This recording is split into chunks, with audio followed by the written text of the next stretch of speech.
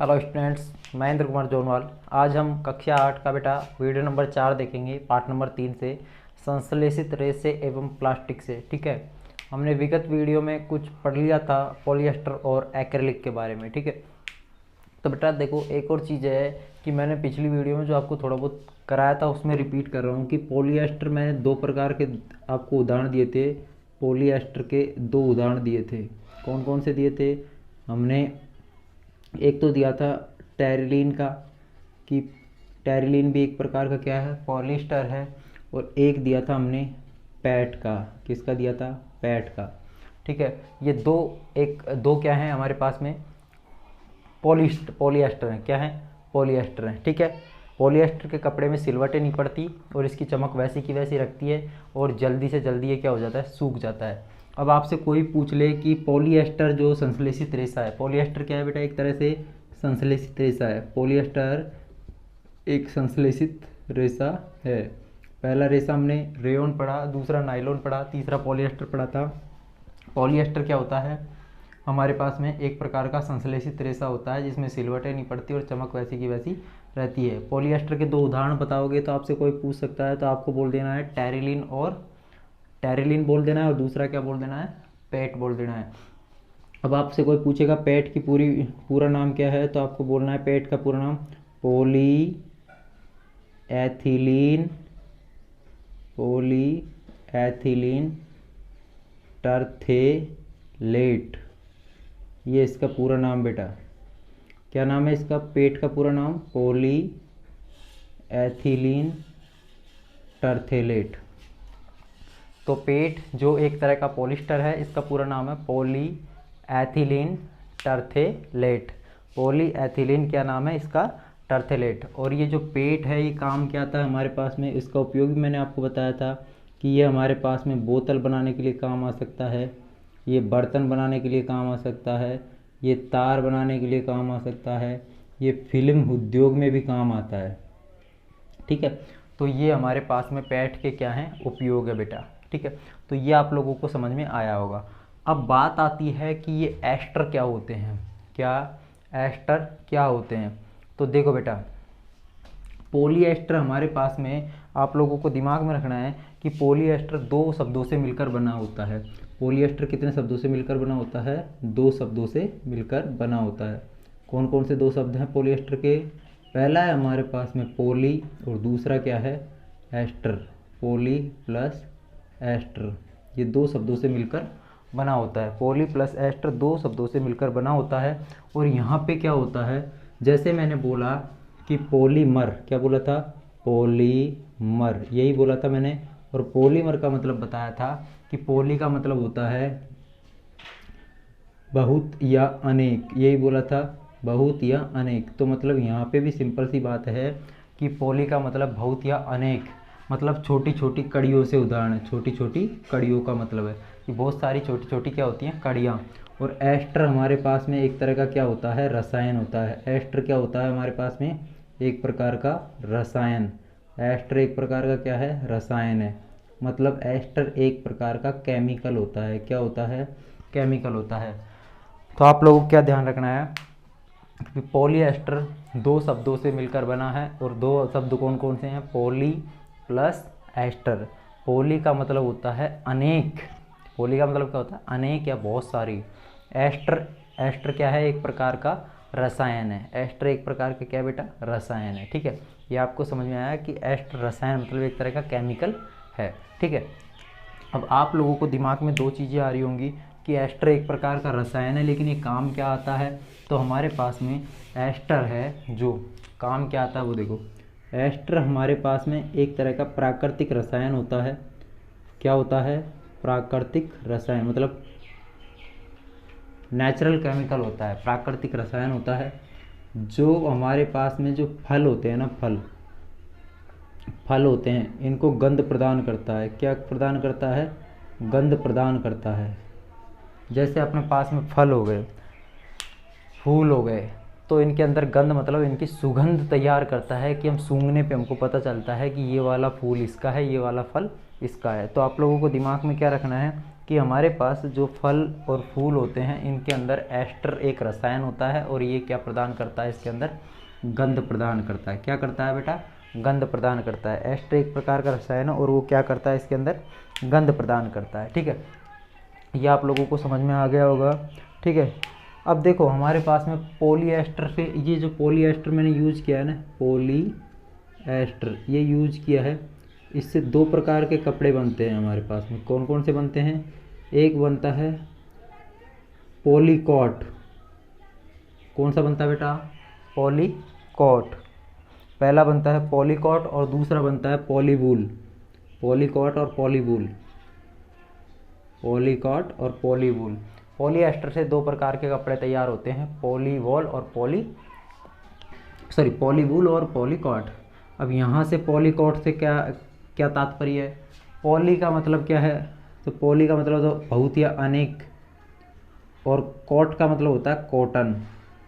Coat का मतलब क्या होता है, कॉटन। कॉटन का मतलब एक तरह से कपास।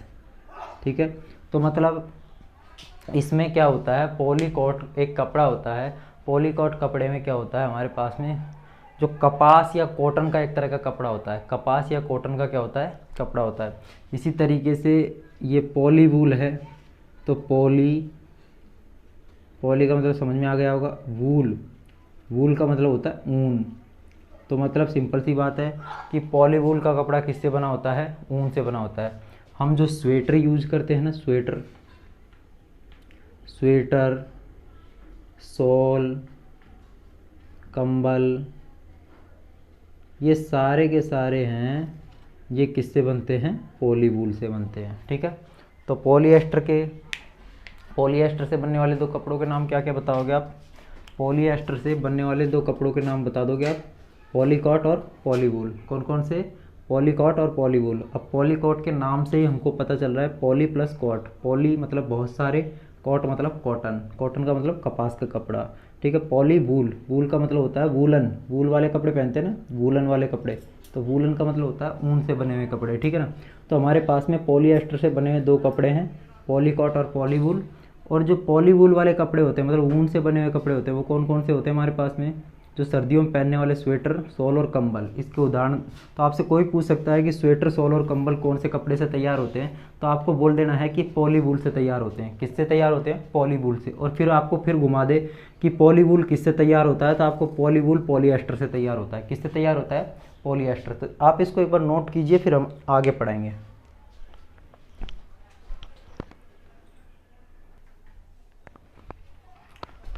हाँ, तो बेटा ये सब कुछ उतार लिया होगा आपने, और आप लोगों को एक बार वापस रिपीट करना है माइंड में कि पॉलीएस्टर के दो उदाहरण बताइए, पॉलीएस्टर से बने वाले दो कपड़ों के उदाहरण बताइए। तो आप लोग क्या बताओगे, पहला बताओगे कि पॉलीकॉट और दूसरा बताओगे पॉलीवूल। ठीक है, बता दोगे, ये आपको समझ में आ गया होगा। पॉलीएस्टर क्या होता है, एक प्रकार का हमारे पास में कपड़ा है। एस्टर क्या होते हैं, एक प्रकार के क्या होते हैं, रसायन होते हैं, एस्टर। ठीक है, और इनमें क्या होता है, फलों में क्या आती है, इससे गंध आती है। ठीक है, अब आपको कोई पूछ ले कि पॉलीएस्टर तो पढ़ लिया, लेकिन एक्रेलिक क्या होता है, एक्रेलिक क्या होता है, तो ये एक्रेलिक देखो अब क्या होता है, वो देखो,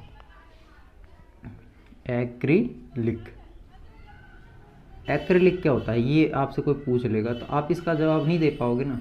पॉलीएस्टर पढ़ लिया, अब एक्रेलिक का आप जवाब नहीं दे पाओगे, इसलिए आप लोगों को एक्रेलिक भी पढ़ना है। तो देखो बेटा, आप लोग क्या करते हो कि मार्केट से जब जाते हो तो आप लोग स्वेटर खरीदते हो स्वेटर, कंबल खरीदते हैं अपन लोग, शॉल खरीदते हैं, ये सब हम खरीदते हैं कि नहीं खरीदते हैं ना। अब हमको ऐसा लगता है जैसे कि ये सारी की सारी चीज़ें किससे बनी है, ऊन से बनी है। किससे बनी है, ऊन से, वूलन से बनी है। लेकिन ऐसा नहीं होता, वास्तव में ऊन नहीं होती है ये ऊन की जैसे दिखाई देती है। तो ऊन के सदृश दिखाई देने वाले कपड़े क्या कहलाते हैं, एक्रेलिक। ऊन के सदृश दिखाई देने वाले कपड़े,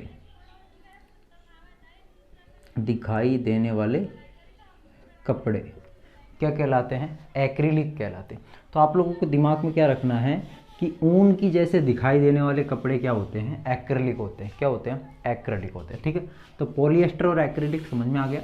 अब दोबारा रिपीट करें तो एस्टर एक प्रकार के क्या हैं, रसायन है जो फलों में क्या उत्पन्न करते हैं, गंध उत्पन्न करते हैं। पॉलीएस्टर से बनने वाले दो कपड़े पॉलीकॉट और पॉलीवूल होते हैं। ठीक है, अब ये बता दिया आपको मैंने एक्रेलिक क्या होता है, कि ऊन के सदृश दिखाई देने वाले कपड़े। आपसे कोई पूछ लेगा कि जो संश्लेषित रेशा होता है, कौन सा रेशा बेटा, संश्लेषित रेशा, इसका एक हानि बताइए, संश्लेषित रेशे की एक हानि बताइए। तो संश्लेषित रेशे की एक हानि है, वो क्या है, वो देखो। संश्लेषित रेशे की एक हानि है कि ये पिघलकर चिपक जाता है। पिघलकर क्या हो जाता है, चिपक जाता है। ये जैसे ही ये कपड़े के अंदर आग लगेगी तो ये कपड़ा क्या है, पिघलेगा और हमारे क्या हो जाएगा, चिपक जाएगा। पिघलकर क्या हो जाएगा, चिपक जाएगा। इसकी हानि है ये, संश्लेषित रेशे की एक हानि है कि कपड़ा पिघलकर क्या हो जाता है, चिपक जाता है। ठीक है, कि हमको जब भी कोई आग जैसी दुर्घटनाएं होती हैं तो कपड़ा पिघलेगा और हमारे क्या हो जाएगा, चिपक जाएगा। लेकिन अगली यदि बात आती है कि इसके गुण बताइए, गुण बताइए, तो संश्लेषित रेशे के गुण क्या है। पहला गुण देखो, पहला गुण होता है कि ये सस्ता होता है। ये क्या होता है बेटा, सस्ता होता है। दूसरा गुण क्या होता है, इसके अंदर चमक होती है। ठीक है, तीसरा गुण क्या होता है, ये आसानी से सूख जाता है, आसानी से सूख जाता है। ठीक है, सूख जाता है।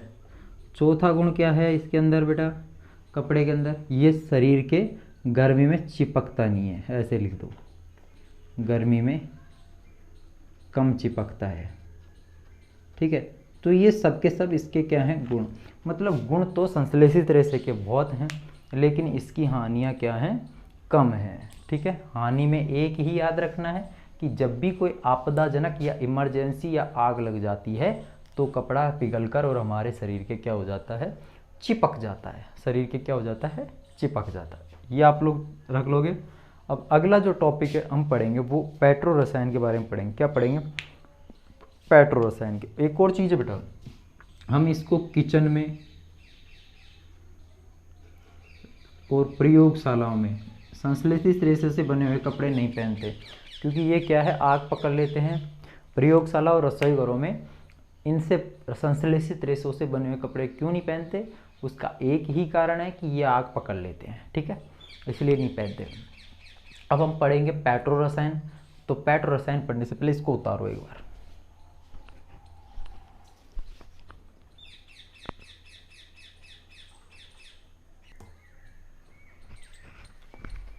हाँ, तो बेटा अब हमारे पास में आता है कि पेट्रो रसायन किसे कहते हैं। पेट्रो रसायन दो नाम से बना है, PETRO, और रसायन को हम बोलते हैं केमिकल। क्या बोलते हैं, केमिकल। मतलब पेट्रोकेमिकल क्या होता है, तो आप लोगों को दिमाग में रखना है कि इसमें कहीं ना कहीं पेट्रोलियम पदार्थों की क्या हो रही है, बात हो रही है। ठीक है, किसकी बात हो रही है, पेट्रोलियम पदार्थों की बात हो रही है। ठीक है, तो पेट्रो रसायन क्या होते हैं, इनसे संश्लेषित रेशे बनाए जाते हैं। क्या बनाए जाते हैं बेटा, संश्लेषित रेशे। पेट्रो रसायन से क्या बनाए जाते हैं, संश्लेषित रेशे बनाए जाते हैं। ठीक है, तो सभी संश्लेषित रेशे पेट्रोलियम मूल के कच्चे माल से, मतलब सिंपल सी बात है कि जो हम खनन के द्वारा धरती से निकालते हैं और उसमें भी हमको क्या प्राप्त होता है, कच्चा माल। क्या प्राप्त होता है, कच्चा माल। ठीक है, जैसे हम खाना बनाते हैं तो खाना बनाए तो कच्चा माल क्या है, आटा हो गया, नमक हो गया, तेल हो गया, ये कच्चा माल है। जब पककर तैयार होता है तो बात अलग है। ठीक है, वो पका हुआ। तो पेट्रोलियम मूल के जो कच्चे माल से जो भी हमको पदार्थ प्राप्त होते हैं उनको विभिन्न टेक्निकों के द्वारा किस में बदला जाता है, संश्लेषित रेशों में बदला जाता है। तो सभी संश्लेषित रेशे पेट्रोलियम मूल के कच्चे माल से बहुत सारी टेक्निक अर्थात विविध प्रक्रमों द्वारा तैयार किए जाते हैं।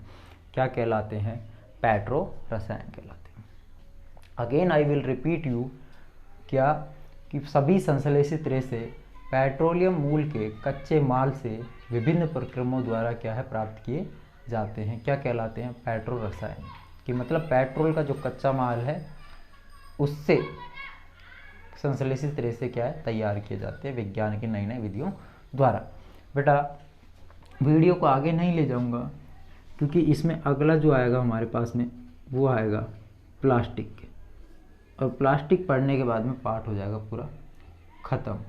तो इसलिए जहाँ तक संश्लेषित तरह से थे वहाँ तक आप पढ़ो, फिर इसके बाद में आगे चलें। बेटा यदि वीडियो अच्छा लगा हो तो वीडियो के साथ में इतना तो किया करो कि इसको लाइक किया करो, वीडियो को शेयर किया करो फ्रेंड्स के साथ में, चैनल को सब्सक्राइब करिए और बेल आइकन को प्रेस किया करो।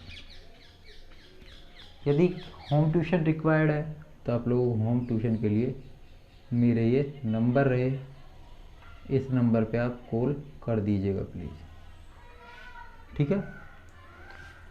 अब हम मिलेंगे अगली वीडियो में, तब तक के लिए धन्यवाद। और पहली बात, काम कंप्लीट होना चाहिए सबका, ठीक है।